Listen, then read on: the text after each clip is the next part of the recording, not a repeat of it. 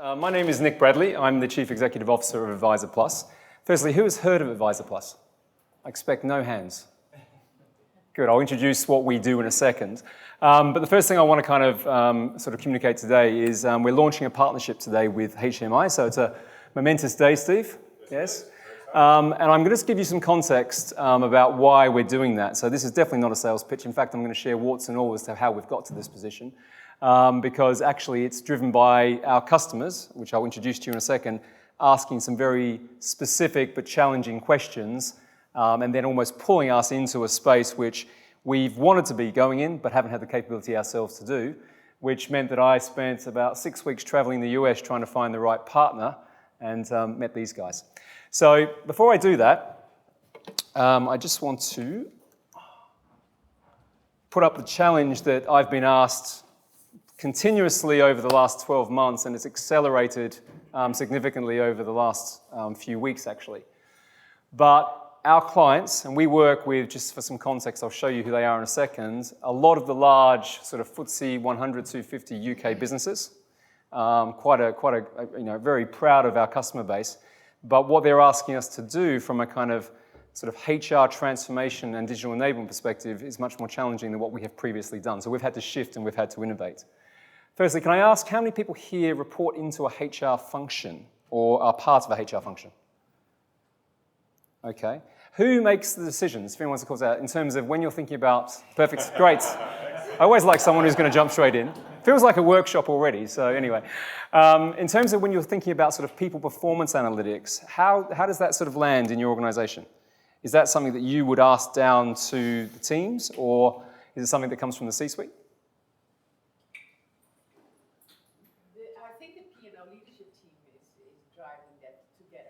Right. And that is already complex. Yeah. I mean, complex was the word I wanted someone to say, so thank you very much. Because, we were with one of our clients yesterday, the BBC, and the purpose of that meeting was really to understand what's important to them in terms of what they want to measure. And that was challenging, wasn't it? Because they're not always measuring the financial side of what they do. It's much more about the service side.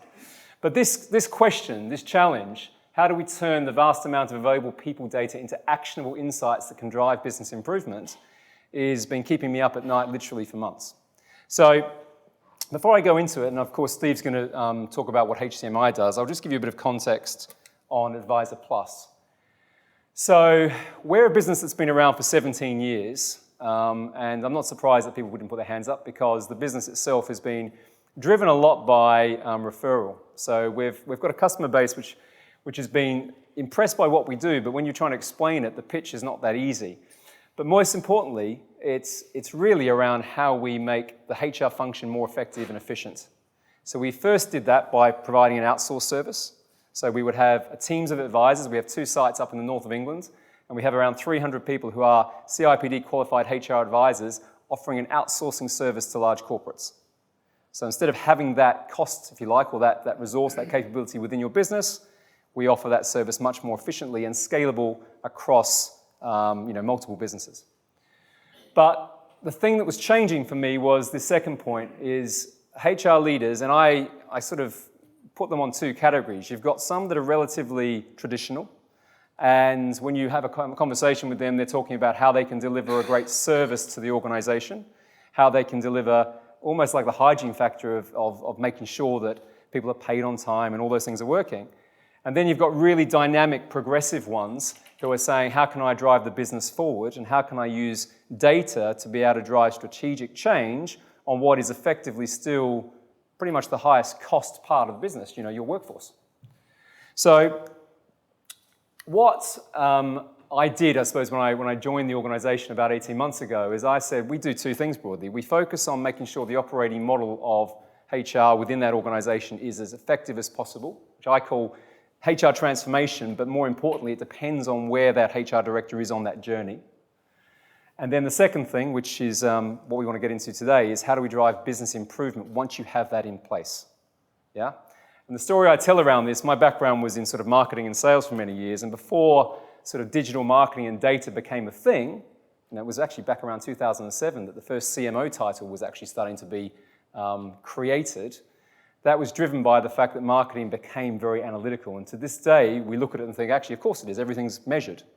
But actually, the future of HR, in my view, certainly as I'm speaking to our clients and customers, is going to be very much like that because of the way that obviously insights are now becoming very usable from data and the impact that they can drive going forward with those organizations. So in terms of just quickly what we do, so we do a combination of things. Benchmarking and consultancy, that's where we look at specific point solutions around analytics. So one of our clients is New Look. We help some of the workforce planning around some of their more strategic change that's happening across high street stores at the moment. We have a couple of different platforms, but mainly around employee relations and case management. We have specific solutions around training and development and change, and then managed service is what I call the outsourcing part. But as I said, today is not really about that, that's just some context.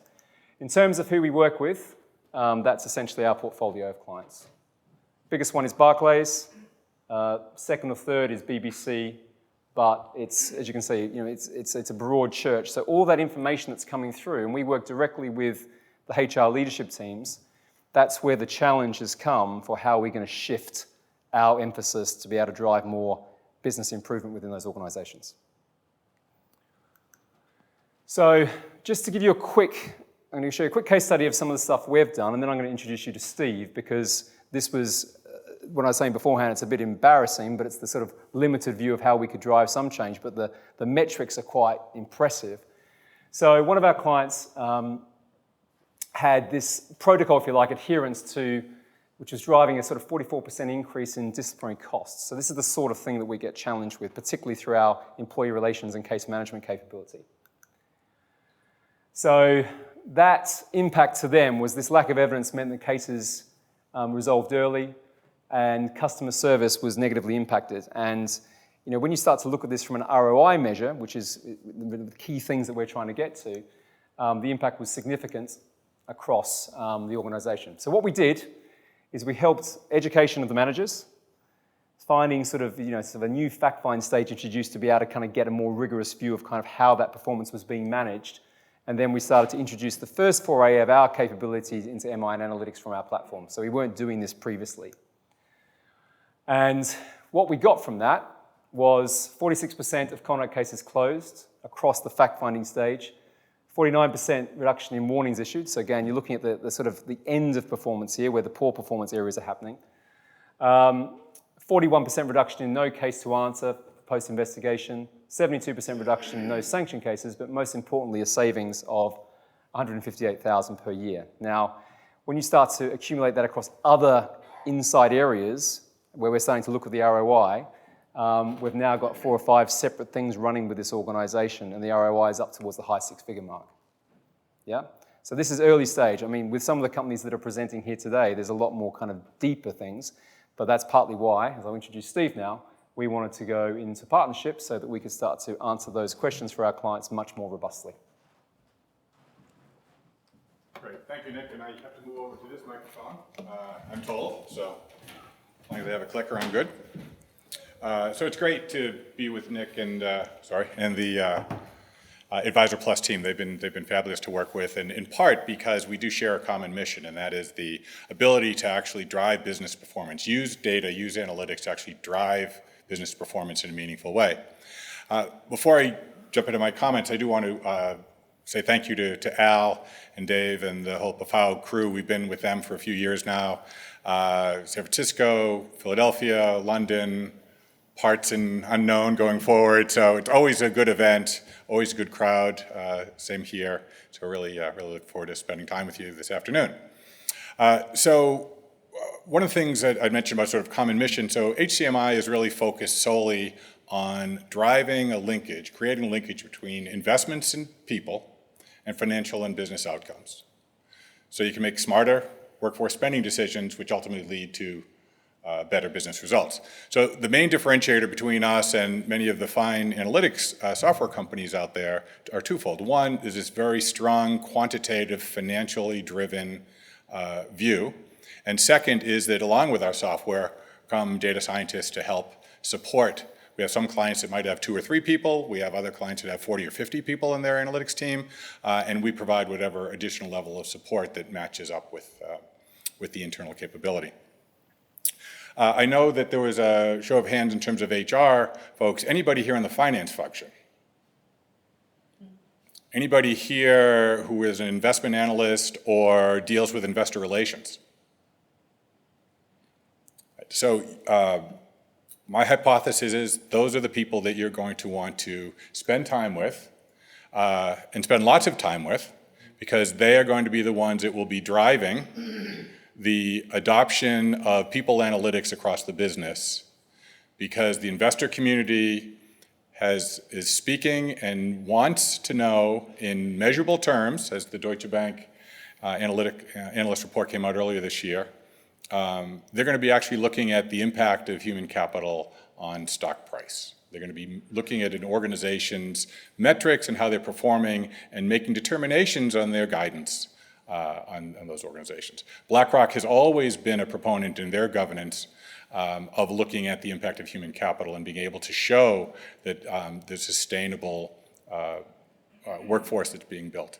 So these are people that you're going to want to spend time with and that are going to need you, because as more and more questions come in, especially from business leadership, of business-related questions, such as these, not analytics for analytics' sake, but I'm spending the majority of my operating expense on people. Am I performing, is that workforce performing better? Are we leading or lagging our peer group? In financial terms, am I getting the ROI on that workforce spent? If I were to give you 10% more budget, where would you put it, and what would the ROI be that I get back? If we're going through tough times and I need to reduce the spend on the workforce by 10%, where would you cut for the least amount of pain and the least amount of impact on productivity? Where's the greatest talent risk? And specifically in terms of our competitive advantage. Do you have the data to support that?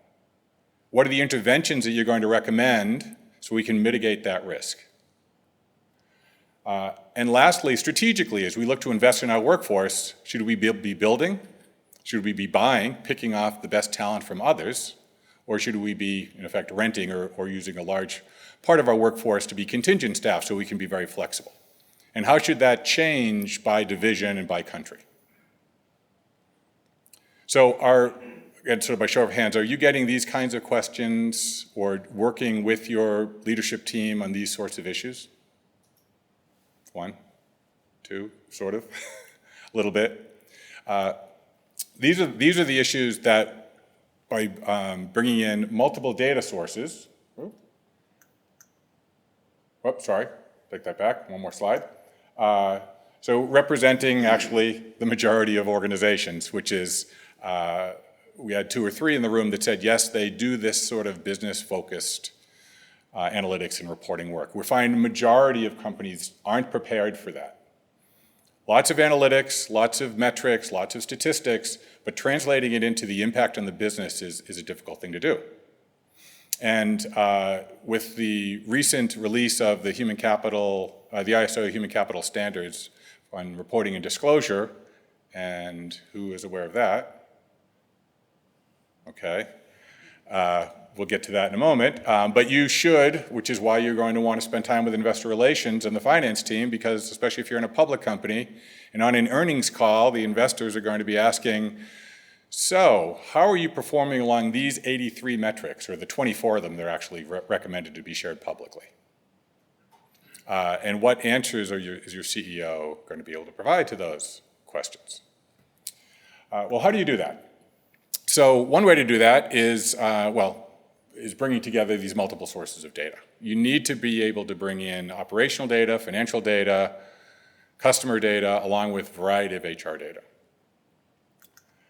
You need to be able to display it in a way that we've identified sort of 3 audience segments. Top audience segment being the executive that's they're really only interested in sort of reporting, right? And how are we doing against our metrics? How are we doing compared to what we thought we were going to be doing?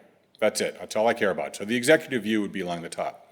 The HR business partner, the workforce planning professionals, they're interested in being able to drill down a bit more. So you can get into the detail through the detailed aspects. And then you can, it's just a screenshot here, but you can filter for the analyst and the data scientist to be able to do all sorts of things with the data beyond what's already produced, and the 1,000+ metrics are embedded in the solution. This might be an example. So one of our clients has an executive view. One, they're really interested in 4 things. They're looking at attrition, they're looking at recruiting effectiveness, they're looking at how our workforce spend, the components of spend, what's growing more quickly than planned, and they're interested in diversity in terms of how they're doing relative to their goals in having greater gender equity in leadership positions. That's all that particular executive was interested in. Another executive of that company has a completely different dashboard view that they just pull in different material themselves, the things that they want to look at. So you want to be able to personalize it. You also want to be able to provide competitive intelligence. So something more than just, again, internal analytics, but external analytics. So for this client, they're really interested in what their competitors from a job, right, from a recruiting perspective are doing. What jobs, roles are they advertising for? What are the key things that they're looking for in those job advertisements? What parts of the country are they advertising in? And then conversely, in terms of a supply of the roles that you're looking at, what's the greatest supply, the pockets of those skill sets within the country? So you want to be able to add external competitive intelligence as well. You'll want to be able to answer as to this banking client, the big picture, sort of as I alluded to earlier, what is the return on my investment? This particular bank, relative to their peers, is the highest spend relative to operating expense, as a percent of operating expense among all their peers. The CEO wasn't particularly happy about this, but they were second of that group in terms of their overall productivity, the output of that workforce. So he wasn't too concerned, but he wanted to know, why are we spending more, but we're not the top of the list. Then he wanted to also know, what are the components that were driving the highest productivity portions of the bank? And in this case, using machine learning, looking at these components, interestingly enough for them, the top item was gender diversity, actually as a driver of productivity. And that in part, I think, was driven, in fact, by a large corporate initiative that they were having to make sure that they had better gender balance in the leadership teams. And those business units that were adopting that were probably better run and, in fact, producing more effectively. Another client, actually working with Advisor Plus, was focused on attrition, and they wanted to understand causation. So lots of analytics come up with predictors, right? But what are the true causes, and what are the actions or the interventions that you can take to help address that? And many times you look at attrition and you think it's pay, or you think it's some other factor. Of these factors, by and far, the largest impact was actually the specific managers in the business units. So if you were to look at attrition and you could tie it back to specific managers and specific business units as the overall drivers of attrition within that organization, which is good high-level information that you then helps direct you to drive down and understand why. What was the profile of those managers? What were they doing, not doing? What's going on in that business unit, culture, et cetera. So I had mentioned briefly the ISO standard. So it is, as you can see here, 83, if you do the quick math, and I think 24, if I did the math right, are suggested to be publicly disclosed. It was released, I believe, February of this year. It is a global standard through the ISO. It is voluntary. Sustainability reporting also is voluntary. ESG reporting also is voluntary. But as that starts to get take up by organizations, you don't want to be the one lagging where your organization is not taking up as the investment community starts to ask for it.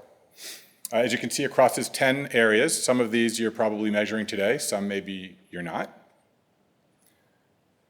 But a fair amount in terms of, again, standard metrics that you're being asked to provide. And what can you do about that?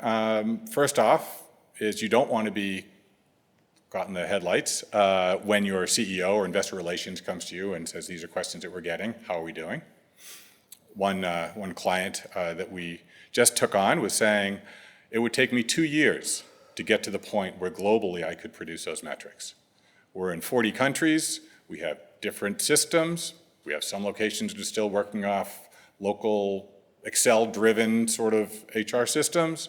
There's no way it would take us 2 years to pull all that data together just to report on the metrics. So research, you can prepare your organization, and then for those who are interested in being leaders in this, certainly can jump forward. A place to go for the research could be here if you're interested, humancapitalreporting.org. All and everything you'd want to know about the standard, compilation of research and some commentary. There's a forum if you want to participate, and then there is actually a peer group that's forming coming out of that, that if you're interested in learning more about that, that's available as well. So that was all that I had. Questions for either of us? What do you say to my premise in teeing you all up is that organizations are hopefully being more open to partnering with third parties to elevate their capacity.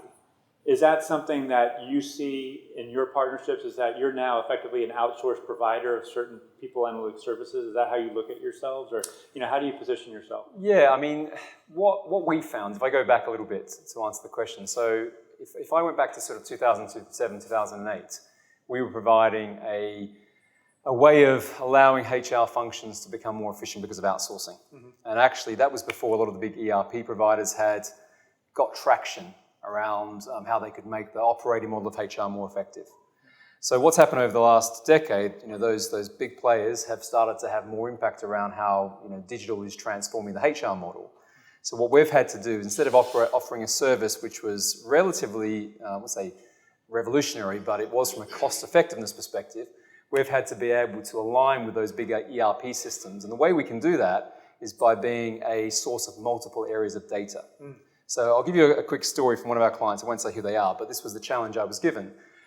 They wanted me to take data from their engagement survey, data from the case management software that we sell to them, and also some data from their wellness platform, which is technically confidential data. And we would have to then analyze that data, but also make sure that we don't sort of share any of that confidential information back to the client. Sure. So that's the sort of thing we were getting asked for. So our view going forward is, well, if we're going to be having to look at these multiple sources of data and have a model to be able to play those back as actionable insights, we need someone like HCMI to be able to take that data and be able to come back with those quick insights and effective insights in a real-time fashion. Yeah, thanks for that, Neil. We've got time for one more question if anyone wants to ask it. Otherwise, I'm going to take it. Did somebody raise your hand?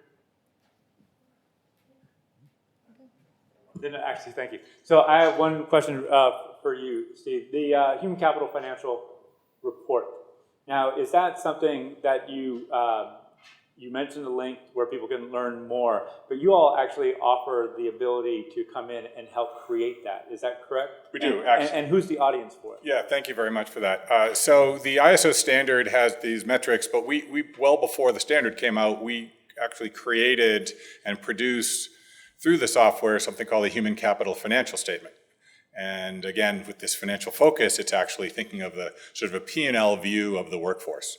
So part of what we do is actually help organizations identify the data needed, the format to pull that together, and actually how to look at that, interpret that data, and share it with finance, share it with leadership to make the business case really on where you need more investments in people, the areas where it makes more sense, where the highest, most impactful job families in the organization.